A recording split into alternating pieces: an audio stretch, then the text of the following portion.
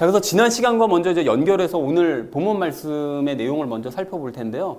그 지난 시간의 말씀은 이거였습니다. 참된 믿음을 가지려면 참된 복음을 들어야 되고, 참된 복음을 들으려면 참된 복음을 바르게 전하는 사람이 있어야 된다라는 얘기를 지난주에 하셨죠. 그랬는데 이제 그것과 관련해서 오늘 말씀은 이겁니다. 그래서 하나님께서는 그 유대인들에게 참된 복음을 바르게 전하게 하셨어요. 대언자들을 보내시고 사도들을 보내셔서 바르게 전하게 하셨지만 유대인들은 듣지도 않았고 믿지도 않았고, 대신 이방인들이 먼저 그 복음을 듣고 참된 믿음을 가지는 이런 어처구니 없는 결과가 일어났다. 그렇지만 우리 하나님께서는 그럼 유대인들을 완전히 포기하시고 아예 구원도 못 받게 하시는 거냐? 그건 아니고 유대인들에게 계속 믿을 수 있는 기회를 주시더라 라는 것이 오늘 본문의 내용입니다. 그러니까 바울이 처음에 10장을 시작할 때 그 유대인들이 복음을 듣지 않는다라는 얘기를 이제 시작을 해서 마지막은 정말 끝까지 이렇게 듣지 않고 이방인들이 먼저 들었는데, 그럼에도 불구하고 하나님께서는 기회를 계속 주신다라는 얘기를 하고 있다는 것을 확인하셨으면 좋겠습니다. 자, 그래서 이제 각 한 절 말씀씩을 우리가 함께 나누도록 할 텐데요. 먼저 18절 말씀 우리 함께 읽도록 하겠습니다. 시작. 그러나 내가 말하노니 그들이 듣지 못하였느냐? 참으로 들었은즉 그것들의 소리가 온 땅에 퍼졌고 그것들의 말들이 세상 끝까지 이르렀도다 하였느니라 라고 말씀하세요. 근데 여러분 여기 이 듣지 못하였느냐라고 이제 얘기를 하는데 이게 무슨 뜻인가 하면, 혹시 이제 지난주에 믿음은 들음에서 온다고 말씀하셨잖아요. 그런데 혹시 유대인들이 하나님의 말씀을 들을 기회가 없었던 건 아닌가? 이제 이 질문을 스스로 제기하는 것입니다. 혹시 못 들었기 때문에 걔네들이 못 믿는 거 아니냐라고 이제 의문을 제기하는 사람이 있을 수도 있지만, 바울이 얘기하죠. 내가 말하노니 참으로 들었다는 거예요. 그러니까 그들이 들었다고 나는 분명하게 말을 할 수 있다라고 자신 있게 얘기를 합니다. 그걸 어떻게 이렇게 자신 있게 얘기를 할 수 있는가 하면 요 다음 밑에 있는 이 아래쪽 하반절의 인용 구절 때문에 그런데요.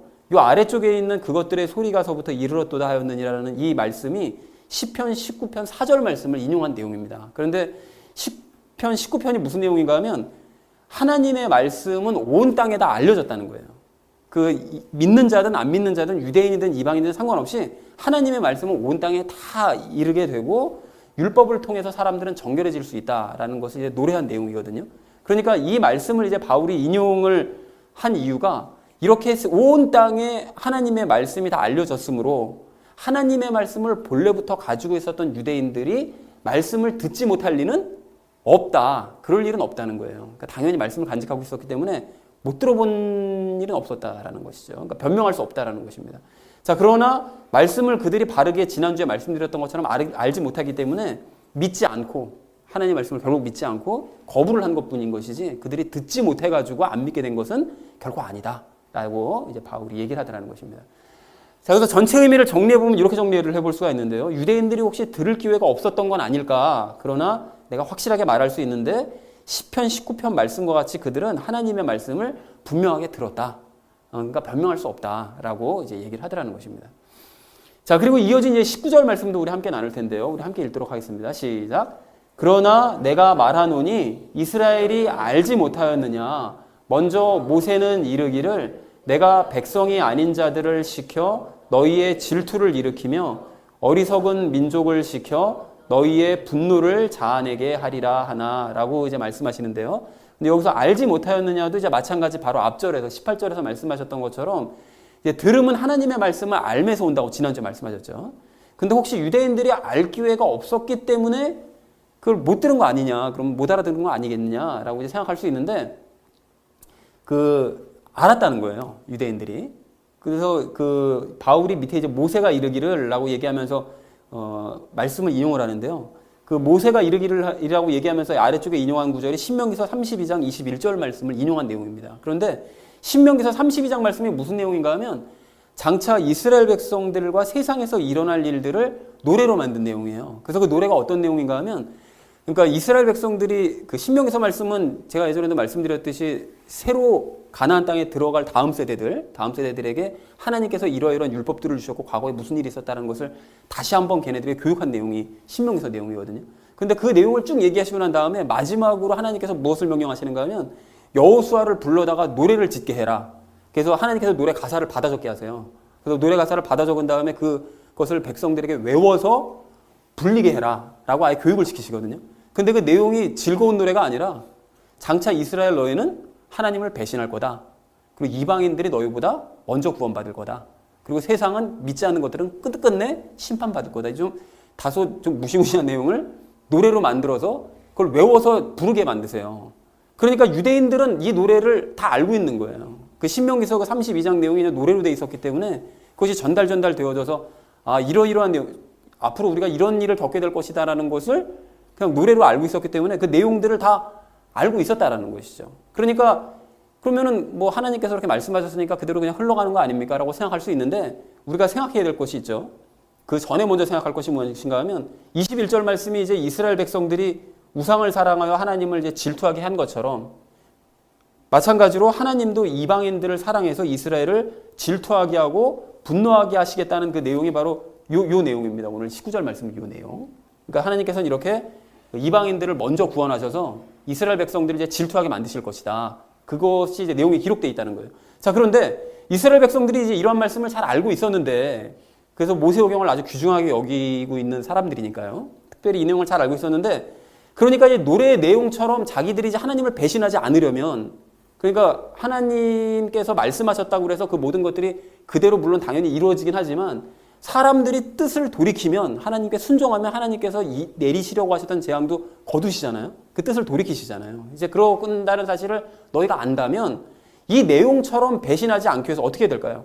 하나님의 말씀과 뜻을 더욱 알려고 하고 그럼 그 뜻대로 우리가 살아야 되겠다라고 했었다면 당연히 하나님께서 말씀하신 것 같은 그런 이스라엘이 하나님을 배신하는 일은 생기지 않았겠죠. 그런데 이스라엘 백성들이 이런 하나님의 뜻과 하나님의 말씀을 더 알고 그 뜻대로 살려고 하기보다는 사실은 끝내 장로들의 유전에만 몰두하게 된 거예요. 결국은. 그러니까 하나님의 말씀을 우린 지켰어라고 얘기하지만 그건 기계적으로 지킨 거고 하나님의 뜻이 그러니까 하나님의 뜻은 뭐냐면 당연히 예수님을 믿고 그분을 영접해서 그분과 이제 하나로 연합되는 것이 하나님의 뜻인데 그 뜻은 외면하고 장로들의 유전에만 몰두했기 때문에 말씀을 결국은 깨닫지 못한 것이고 그래서 그들은 듣지 않게 된 것이고 예수님의 말씀을 듣지 않게 된 것이고 듣지 않았기 때문에 결국은 예수님을 믿지 못해서 결국은 구원받지 못하는 상태가 되어버리고 말았다라고 말씀을 하시더라는 것입니다. 어떤 내용인지 여러분 이해가 되셨나요? 네.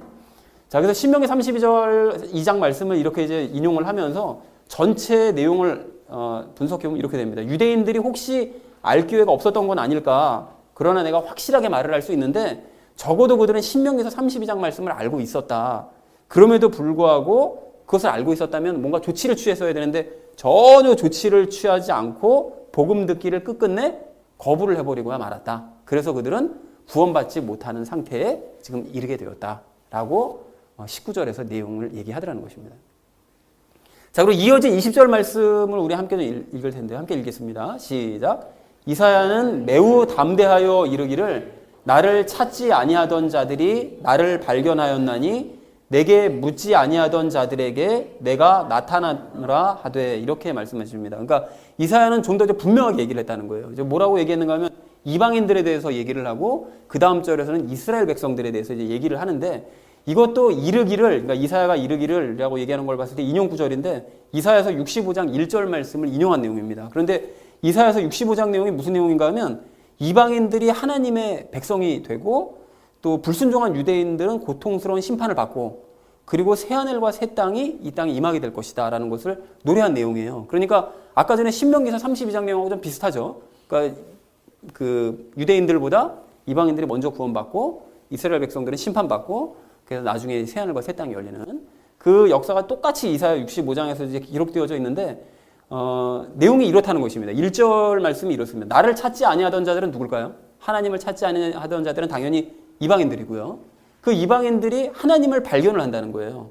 그러니까 복음을 듣고 하나님을 발견을 했다는 거예요. 아, 하나님이라는 존재가 계시는구나 라는 걸 깨달았다는 거죠. 그리고 그 이후로 말씀을 배우면서 진짜 복음을 깨닫고 진짜 믿음을 갖게 된 이방인들이기 때문에 그러한 이방인들에게 하나님께서 자기에게 묻지 아니하던 자들 그러니까 하나님을 전혀 모르던 자들에게 하나님께서 그들을 만나주셨다. 하나님을 진정으로 믿게 되고 복음을 받아들인 자들을 하나님께서 만나주시게 되었다라는 것이 이사야서 65장 1절의 이제 내용이라는 것입니다. 예언한 내용인 거죠. 자, 그래서 그렇게 하셔서 유대인들에게 이제 또 한 번 기회를 주시는 거예요. 어떤 기회를 주셨는가 하면 19절에 있는 말씀처럼 질투를 불러일으켜서라도 예수님을 믿도록 기회를 주시는 거죠. 이렇게 이방인들이 먼저 너희보다 믿게 되었으니, 하나님을 또 잘 알고 하나님과 친밀하게 되었으니 너희도 혹시 질투심이 난다면 더 이상 질투만 할 것이 아니라 예수 그리스도를 믿고 영접해라. 그럼 너희도 똑같이 구원받을 수 있다라고 기회를 주셨다는 거예요. 그런데 사실은 유대인들이 그걸 받아들였느냐? 그렇지 않았죠. 그래서 포도원 품꾼 비유 먼저 번에 말씀드렸던 것처럼, 그러니까 먼저 들어온 우리가 품꾼인데 나중 들어온 저것들을 먼저 이렇게 품삯을 주고 우리한테 이렇게 뭐 박대하면 어떡하냐 이런 식으로 주인과 싸우려고만 한다면 그들에게는 그 주어진 기회조차도 사라져버릴 수 있다고 말씀을 드렸었죠. 그러니까 유대인들도 똑같은 입장에 지금 처해 있는 것입니다. 먼저 들어왔다고 해서 자기네가 유리한 것이 아니라 주인께서 말씀하신 걸 그대로 순종하고 받아들이려는 자세가 필요한데 지금 기회가 지금 간당간당한 상태라는 것이죠. 자, 그래서 전체 의미를 따져보면 이렇게 됩니다. 이사야 대언자는 이사야서 65장에서 이제 분명하게 1절에서 말하기를 하나님을 모르던 이방인들이 하나님을 먼저 발견을 했고 하나님께서는 그러한 이방인들을 만나주셨다라고 분명하게 말씀을 한다라고 내용을 정리해 볼 수 있겠습니다. 그리고 마지막 21절 말씀을 우리 좀 함께 읽을 텐데요. 함께 읽겠습니다. 시작. 오직 이스라엘에 대하여는 이르기를 내가 종일토록 내 손을 내밀어 불순종하고 거역하는 백성을 향하게 하였노라 하느니라. 이렇게 말씀하세요. 그러니까 이방인들은 하나님을 알게 돼서 하나님을 먼저 믿게 됐는데 반면 이스라엘 백성들에 대해서는 뭐라고 얘기를 하느냐 봤더니만 이르기를, 이게 바로 그 다음 절이거든요. 65장 2절 말씀인데 이렇게 얘기합니다. 내가 종일토록 내 손을 내밀어 불순종하고 거역하는 백성을 향하게 하였노라. 그러니까 하나님께서 이스라엘 백성들에게 이렇게 하신다는 거예요. 그러니까 불순종하는 유대인들에게 이방인들과 똑같은 믿음의 기회를 주신다는 거예요. 똑같이 복음을 듣게 하시고 그래서 복음을 믿고 예수님을 영접하게끔 하시려고 손을 내밀고 빨리 이제 손을 잡아라 라고 하루 종일 손을 내밀면서 이 불순종하는 것들아 이제 좀 예수를 좀 믿어라라고 향하게 하심에도 불구하고 이들이 이제 믿지 않더라 라는 것을 이사야서 65장 2절에서 이렇게 말씀을 하시더라는 것입니다. 그러니까 과거 이사야가 대언했던 그 내용들이 유대인들이 이렇게 성경을 읽을 거잖아요.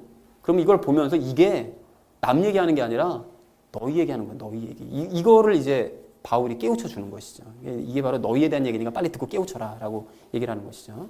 자, 그래서 재밌는 것이 뭔가 하면 하나님께서는 원래 이제 유대인들을 통해서 이방인들에게 복음을 전하려고 계획을 하셨었잖아요. 그런데 이방인들이 먼저 이제 복음을 받아들이다 보니까 이제 거꾸로 이방인들을 통해서 유대인들에게 거꾸로 복음을 전하시도록 종일토록 기다리시는 이런 이제 어처구니 없는 정반대의 상황이 이제 펼쳐지게 된 거죠. 이름에도 불구하고 유대인들이 끝끝내 복음 받기를 거부하면 하나님께서 이제 그 손을 이제 걷어버리시겠죠, 언젠가. 자, 그래서 그럼에도 불구하고 유대인들이 끝까지 불순종하고 거역하기 때문에 바울이 뭐라고 그랬었죠? 바울이 이제 슬프다. 나는 9장 2절에서 그 얘기 했었었죠. 그리고 10장 1절에서는 그들을 위해서 나는 그래서 기도한다. 라고 이제 얘기를 했던 이유가 이렇게 기회를 주시는데도 정말 절대 깨닫지 못하고 어쩜 이렇게 불순종할 수 있냐라고 이제 바울이 답답해하면서 얘기를 하더라는 것입니다. 자, 그래서 전체 의미를 분석해보면 이렇게 할 수 있는데요. 하나님께서는 불순종하고 거역하는 유대인들에게 지금도 종일토록 구원의 손을 내밀고 계신다고 이사야 대언자는 말씀을 하고 있다라고 정리를 해볼 수가 있겠습니다. 자, 그래서 여기까지 이제 아셨다면 본문을 각 절을 총 정리를 이렇게 해볼 수 있는데요. 시편 19편 말씀과 같이 이스라엘 백성들은 하나님의 말씀을 분명하게 들었다. 18절 내용이고요. 또한 이스라엘 백성들은 적어도 신명기 32장 말씀을 분명하게 알고 있었다. 그것이 19절 내용이고요. 그럼에도 불구하고 예수님을 유대인들이 믿지 않자 하나님께서는 하나님을 먼저 발견한 이방인들을 먼저 만나 주셨고 그리고 불순종하는 유대인들에게는 지금도 종일토록 손을 내밀면서 그들을 기다리고 계신다라는 것이 20절과 21절의 내용이라는 것입니다. 여러분 본문 말씀이 전체 정리가 되셨죠? 이렇게 이제 유대인들이 참 너무 답답한 지경에 있다라는 걸 너무 답답해하면서 바울이 괴로움을 이제 토로를 마지막으로 하더라는 것이죠. 자, 그래서 결론을 이렇게 맺어볼 수가 있겠는데요. 하나님께서는 유대인들에게 구원의 기회를 충분히 주셨고 지금도 주고 계시지만 그들이 거부하자 하나님께서는 이방인들을 먼저 만나 주셨고 그리고 유대인들에게는 마지막으로 믿을 기회를 주신 후에 인내하면서 지금도 참고 기다리고 계신다라고 오늘 본문 말씀 전체를 정리를 해볼 수가 있겠습니다. 자, 여기까지 정리가 되셨다면 이제 나머지 부분들을 함께 우리 삶에 적용하면서 말씀을 나누도록 그렇게 하겠습니다.